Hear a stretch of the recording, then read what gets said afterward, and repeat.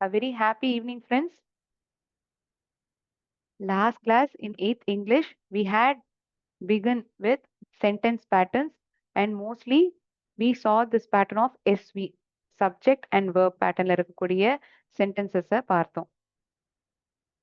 So இன்னியோடைய செஷன்ல நம்ம பார்க்க போறது SVO pattern, and particularly in object we have direct object and indirect object.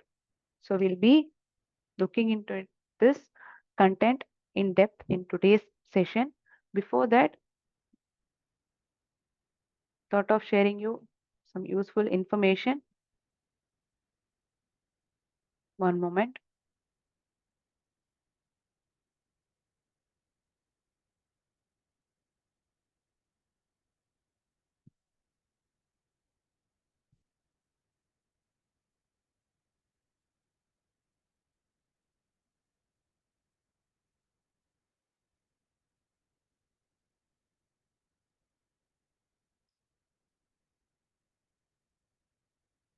Last year, Olympics had been organized, right? So thought of updating you few information. Going to check whether you know things pertaining to Olympics or not. So இப்போ சமீபத்தில் நடந்த விஷயம்தான். So உங்களுக்கு எந்த அளவுக்கு ஞாபகம் இருக்குன்னு பார்ப்போம். ஒருவேளை தெரியலனாலும் not an issue. We will definitely upgrade our knowledge. So it will definitely help you in current affairs. நமக்கு எந்த அளவுக்கு தெரிஞ்சிருக்குங்கிறதுக்கு இது உதவிகரமா இருக்கும். So you would have seen in Olympics 5 rings. So what does these 5 rings in Olympics stands for? It indicates 5 continents. It indicates 5 continents. What are all the 5 continents that we have? America, Europe, Africa, Asia, and Australia. So the 5 வளையங்கள் that could be in 5 different colors. So it indicates 5 continents. Have you ever thought about it? And total number of countries that participated in Olympics that was hosted in 2024. There's around 206 countries that had participated in Olympics. Javelin throw. Have you heard about this sport? Similar to volleyball, throw ball, இந்த மாதிரி ஸ்போர்ட்ல ஜெவலின் த்ரோன்னு ஒன்று இருக்கு. இதுல இருந்து புகழ்பெற்ற ஒரு நபர் இந்தியாவிலேருந்து சில்வர் மெடல் வாங்கினார். Who's this person? You know, you have any idea who had won this medal and became a famous personality later than? Yes, perfect. He is Neeraj Chopra. Neeraj Chopra. இந்த நபர் தான் இந்தியாவுக்கு வந்து பெருமையை சேர்த்து கொடுத்தார் in this sport, javelin throw. Okay.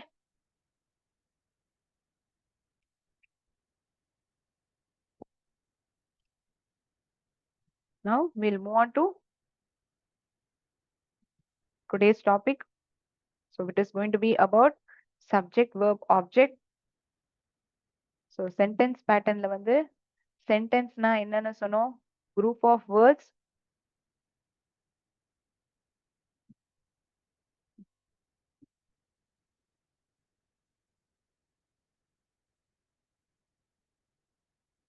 that gives a complete meaning.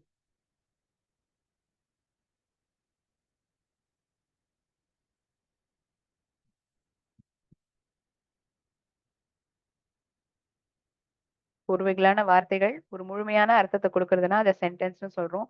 இந்த சென்டென்ஸ்ல பாக்குறத யார் ஒருவர் செயலை செய்யறாங்களோ அவங்கள வந்து doer of action or the performer of action is to be called as subject. So இந்த சென்டென்ஸ் பேட்டர்ன்லாம் எழுதுறத நம்ம சப்ஜெக்ட்னு முழுசா எழுத மாட்டோம்.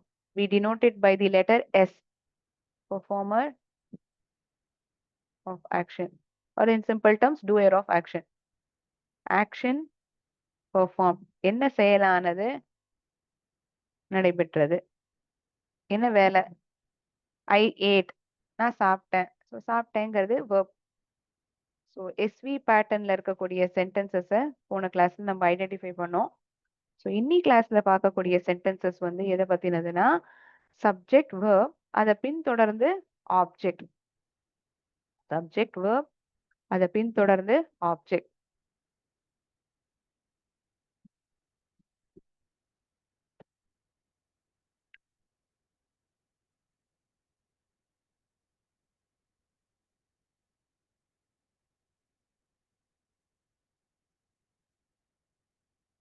One moment.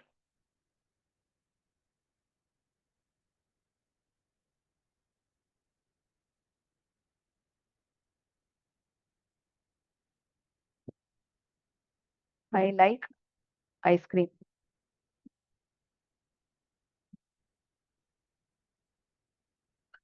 They borrowed money. அவங்க பணத்தை கடனா வாங்கினாங்க. They borrowed money. We visited museum. நாங்க எங்க போனோம்? மியூசியமுக்கு போனோம். இங்க பார்த்தோம்னா doer of action is different in each of these three sentences. யாருக்கு ஐஸ்கிரீம் பிடிக்கும்? எனக்கு பிடிக்கும். யார் பணத்தை வாங்கினாங்க கடனா? அவங்க வாங்கினாங்க. இங்க ஃபர்ஸ்ட் பர்சன், இங்க third person, that in plural form. we visited museum. நாங்க மியூசியமுக்கு போனோம். So this is first person singular, first person in singular form.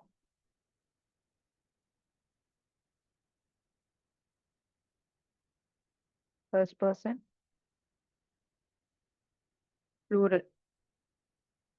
This is third person. உங்களுக்கு இதெல்லாம் ஐடென்டிஃபை பண்ண தெரிஞ்சிருக்கும்னு நான் நம்புறேன். Third person. I and we first person. You is second person. He, she, it third person. That too in singular form. They, it is in plural form. Correct. So இங்க பார்த்தோம்னா இந்த sentence பேட்டர்ன்ல எனக்கு ஐஸ்கிரீம்னா பிடிக்கும். அவங்க பணத்தை கடன் வாங்கினாங்க. நாங்க மியூசியமுக்கு போனோம். So I is subject, they is subject in the second sentence, we is subject in third sentence. என்ன பண்ணோம்? எனக்கு பிடிச்சது. ஸோ பிடிச்சதுங்கிறது verb. Like is nothing but a verb in this given sentence. Borrowed is the verb in this given sentence. Visited. So ஐங்கிற word, அதாவது சப்ஜெக்ட வந்து கண்டுபிடிக்கணும்னா what, who are whom, who are what இது போன்ற கேள்விகளுக்கு அது பதில் அளிக்கிறது அப்படின்னா இந்த சப்ஜெக்ட வந்து ஈஸியா நம்மளால கண்டுபிடிக்க முடியும். என்ன, வாட் டிட் ஐ டூ, நான் என்ன பண்ணேன். Again verb answers the question what. இந்த பொருள் இருக்கு இல்லையா, இந்த சென்டென்ஸ்ல பார்த்தோம்னா எனக்கு ஐஸ்கிரீம்னா பிடிக்கும். அவங்க பணத்தை கடன் வாங்கினாங்க. அவங்க எங்க போனாங்க? மியூசியம்க்கு போனாங்க. Where did they visit? They visited. Where did they visit? They visited museum. So here we can find objects. அந்த verb பின்தொடர்ந்து வரக்கூடிய வார்த்தை அது ஆப்ஜெக்டா இருக்கு. எனக்கு என்ன பிடிச்சது, அவங்க என்ன கடன் வாங்கினாங்க, என்ன கடன் வாங்கினாங்க, என்ன பிடிச்சது, எங்க போனாங்க. So it is answering these questions. So in object we have something called as direct object, indirect object. என்ன இருக்கு? We have something called as direct object,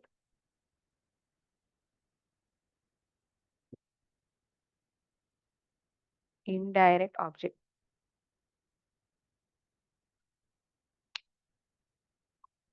whomங்கிற கேள்விக்கு அது பதில் அளிக்கிறது. யாருக்கு ஒரு பொருளானது இருக்கு, அது இன்னொருத்தர்கிட்ட வந்து தரப்படுறது என்ன என்டேந்து அப்படின்னா that object is being received by some other person. So whomங்கிற கேள்விக்கு அது பதில் அளிக்கும். டைரக்ட் ஆப்ஜெக்ட் வந்து என்ன அப்படிங்கிற கேள்விக்கு பதிலளிக்கும். கொஞ்சம் குழப்பமா இருக்கு இல்லையா? இந்த குழப்பத்தை வந்து தீர்க்கறதுக்கு நான் இத உதாரணங்களோட சொல்லி புரிய வைக்கிறேன். So that it will be easy for you to identify what is the direct object, what is the indirect object in the given sentence. Okay. Shall I erase the board? போர்டை erase பண்ணிக்கலாமா?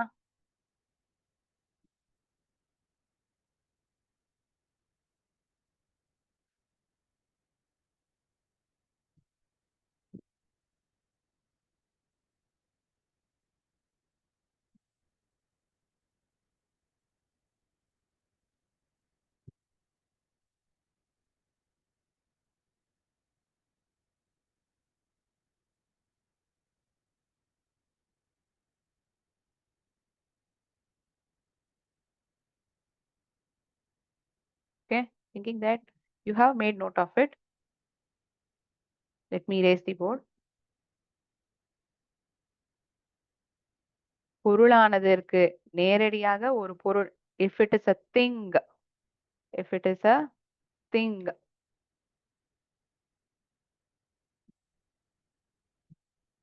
Direct object.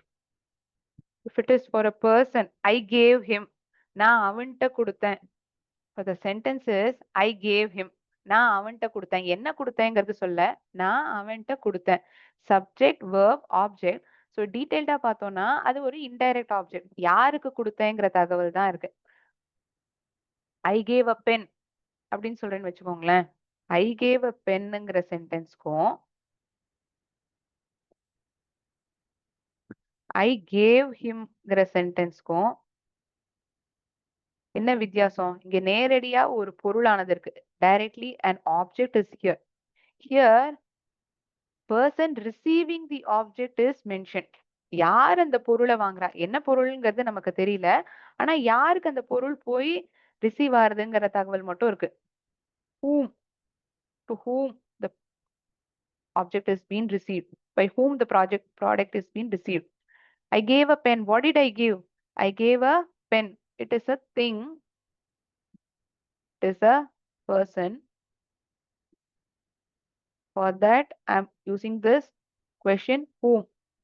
For this, I'm using the question word what. நான் என்ன கொடுத்தேன்? What did I give? I gave a pen. Whom did I give? I gave him. நான் எப்படி இந்த சென்டென்ஸை எழுதுறேங்கிறத நீங்க கவனிக்கணும்.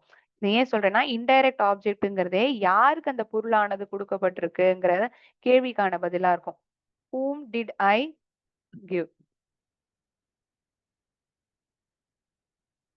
இங்க வந்து நான் whom did I giveன்னு சொல்ல முடியுமா? ஒரு பொருளானது இருக்கு. நான் என்ன கொடுத்தேன்?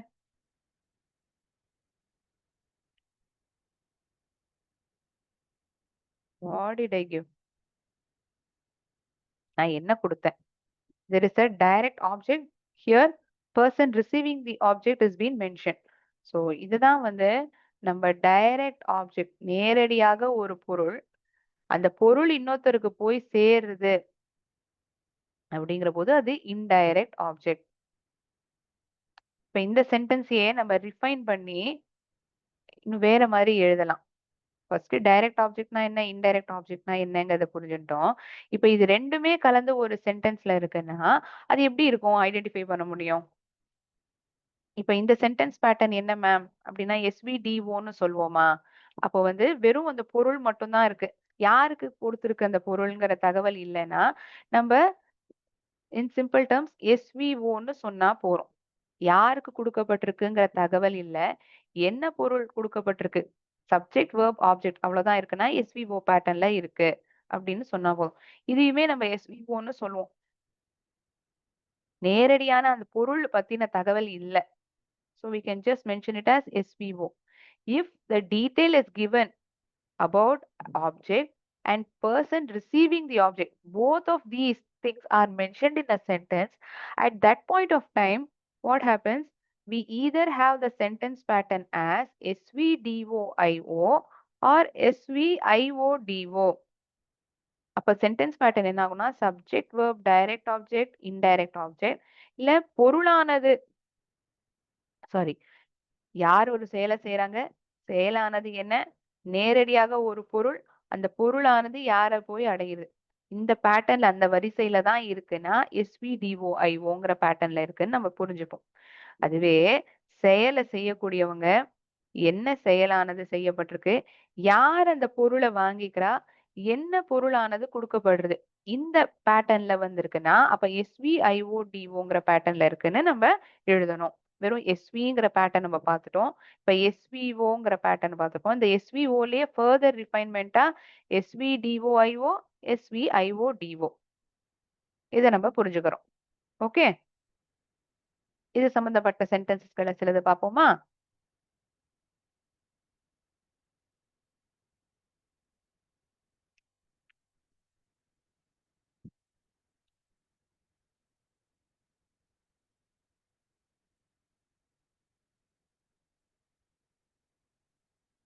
Shivani played flute. various kind of sentences we are going to see. I gave a pen to him. நான் ஒரு பேனாவை அவன்கிட்ட கொடுத்தேன்.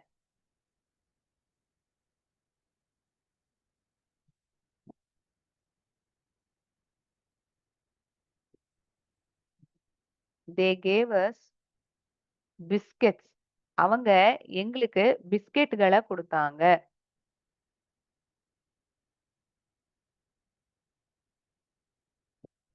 He bought a sari for his mother. அவன் புடவைய அவன் அம்மாக்கு வாங்கினான். அவன் புடவைய தன் அம்மாக்கு வாங்கினான்.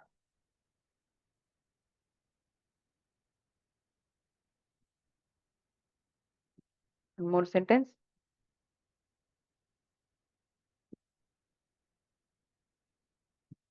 Her father gave her school bag. அவ அப்பா அவளுக்கு ஸ்கூல் பேக்க கொடுத்தாங்க. Her father gave her school bag. Let me write it down.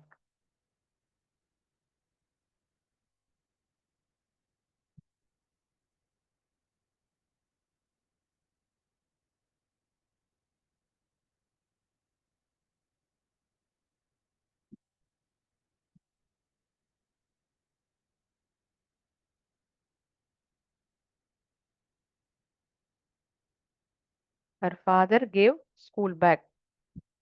So முதல் sentence படிச்சு பாப்போம். Shivani played flute. Who is the doer of action? Shivani. யார் flute வாசிக்கிறா? Shivani. அவ என்ன பண்றா? வாசிக்கிறா. Verb. விளையாடுறாங்கிற அர்த்தம் இல்ல. வாசிக்கிறாங்கிற அர்த்தம். என்ன ப்ளே பண்ணா? என்ன வாசிச்சா? ஒரு ஃப்ளூட்ட வாசிச்சா. வெறும் ஒரு பொருள். அந்த பொருளுக்கு அப்புறம் யார் அந்த பொருளை வாங்கிட்டாங்க? இது போன்ற தகவல்லாம் இல்ல. என்ன வாசிச்சா? சிவானி என்ன வாசிச்சா? சோ சப்ஜெக்ட் வேர்ப் ஆப்ஜெக்ட் பேட்டர்ன்ல இந்த சென்டென்ஸ் இருக்கு.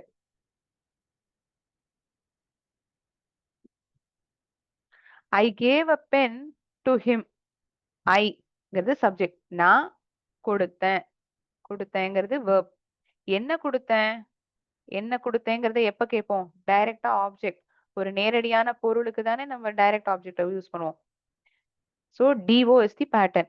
யாருக்கு கொடுத்தேங்கிற தகவல் இருக்கா? இருக்கு. அவன்கிட்ட கொடுத்தேங்கிற தகவல் இருக்கு. So SVDOIO is the pattern. Correct? புரியுதா? I gave a pen to him. 4 விஷயம் இருக்கு. நான் கொடுத்தேன் ஒரு பேனாவை அவனுக்கு. சோ சப்ஜெக்ட் வந்து நான் கொடுத்தேங்கிறது verb. என்ன கொடுத்தேன்? ஒரு நேரடியான பொருளுங்கிறதுனால a pen. யாருக்கு கொடுத்தேன்? whom. To whom did I give the pen? I gave him the pen. So here it answers the question whom.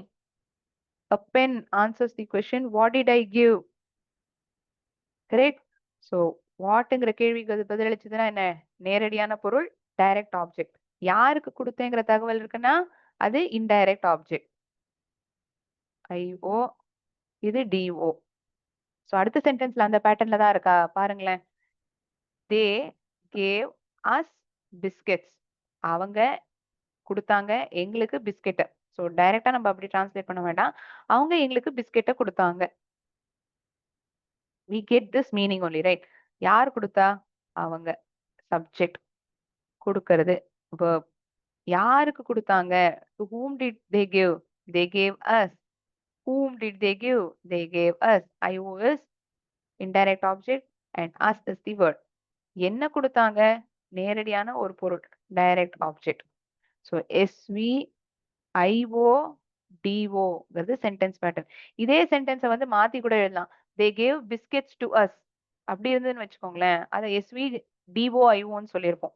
இதே இங்க வந்து யாருக்கு பொருளானது கொடுக்கப்பட்டிருக்கு, என்ன பொருளானது கொடுக்கப்பட்டிருக்குங்கிற தகவல் வந்ததுனாலதான் நம்ம SVIODOங்கிற பேட்டர்ன்ல இருக்குன்னே நம்ம புரிஞ்சுப்போம். Correct? He bought a sari for his mother. He bought a sari. யாருக்கு? அவன் அம்மாக்கு. He bought a sari for his mother. யார் வாங்கினா? அவன். Boughtங்கிறது verb. என்ன வாங்கினாங்கிறது இருக்கா, யாருக்கு வாங்கினாங்கிறது இருக்கா? என்ன வாங்கினா, டைரக்ட் ஆப்ஜெக்ட். யாருக்கு வாங்கினா? அவன் அம்மாக்கு வாங்கினான். So SVDOIO. என்ன வாங்கின, டைரக்ட் ஆப்ஜெக்ட். யாருக்கு அந்த பொருளானது கொடுக்கப்பட்டது, indirect object. Come on, identify this sentence pattern. நீங்க சொல்லுங்க பார்க்கலாம். இந்த கடைசி sentence, her father cave her school bag. இந்த சென்டென்ஸ் வந்து எந்த பேட்டர்ன்ல இருக்கு சொல்லுங்க பார்க்கலாம்.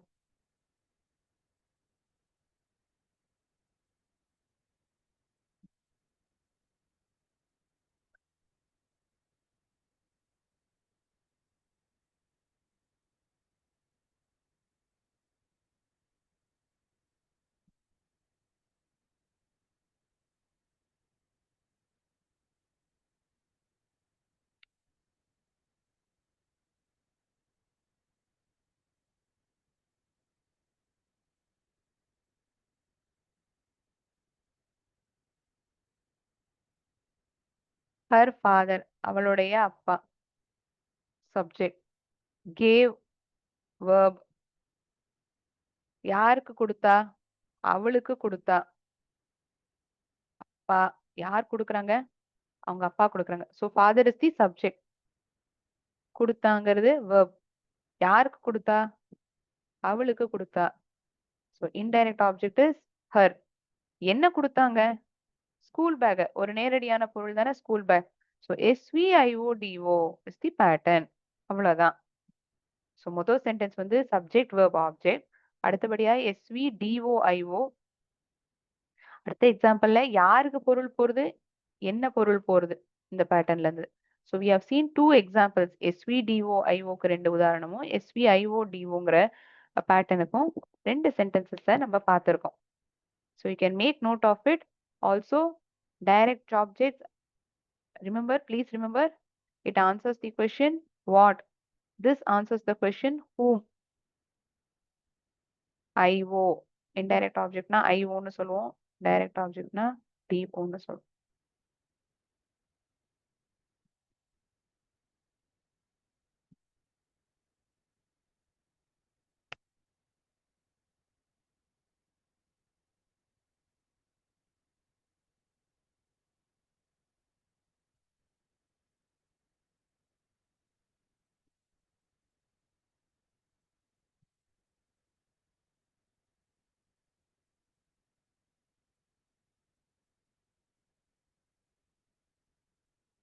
Made note of it. Now we are going to see activities pertaining to SVDOIO, SVIODO. Okay. I hope you are very much clear.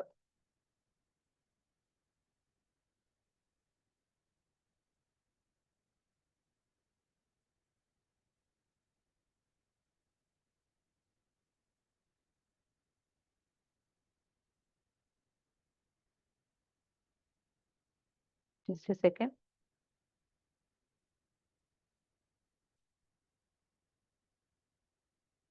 So in this activity, it is going to be of subject verb SV, SVO, SVDOIO, SVIODO. இந்த நாலுமே இருக்கும். சரியா? நீங்க எனக்கு categorise பண்ணி சொல்ல போறீங்க. Take your time.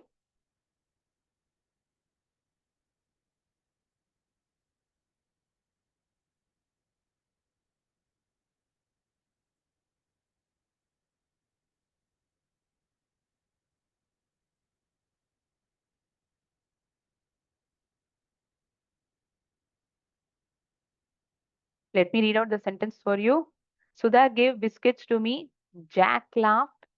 The teacher explained us the lesson. She gave a pen to me. Radha is singing. I saw a movie. He brought he bought her a car. Sheila played chess. Sheila played chess.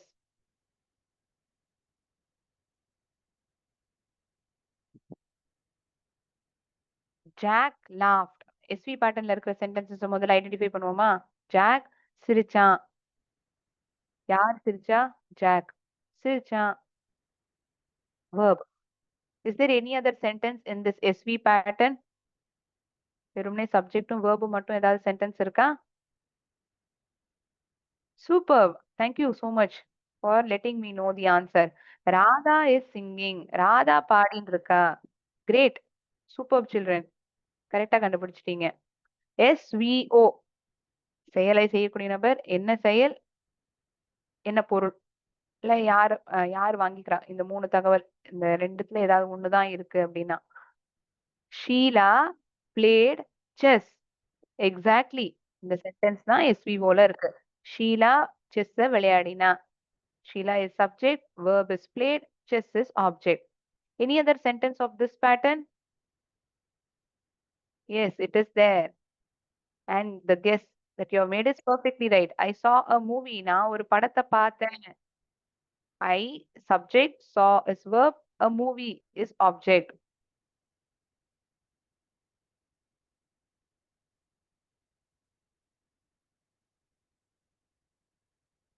Next, we are going to have the topic that we discussed in depth today. SVDOIO. நேரடியாக முதல்ல ஒரு பொருள், அப்புறம் தான் அந்த பொருளை யார் வாங்கிக்கிறாங்கிற தகவல். Sudha gave biscuits to me.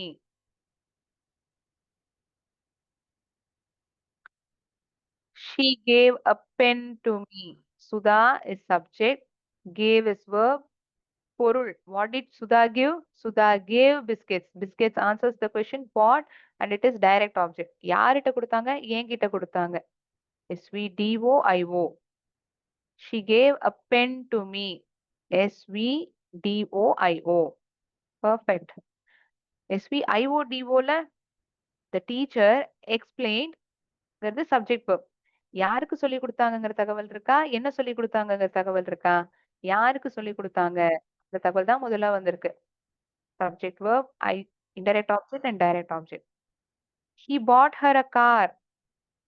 அவன் வாங்கினா அவளுக்கு ஒரு காரை. அவன் அவளுக்காக ஒரு காரை வாங்கினான்.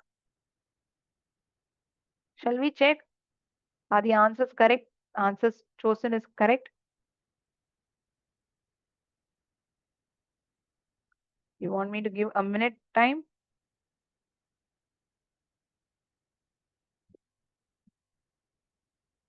Pretty much confident?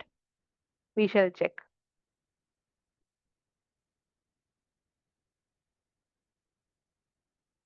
All the answers that we have guessed is perfectly right. நீங்க வேணா நோட் டவுன் பண்ணிக்கலாம். SVO, SVDOIO, SVIODO இந்த பேட்டர்ன்ல இருக்கக்கூடிய ரெண்டு சென்டென்சஸ் எக்ஸாம்பிள்ஸா நோட் டவுன் பண்ணிக்கலாம்.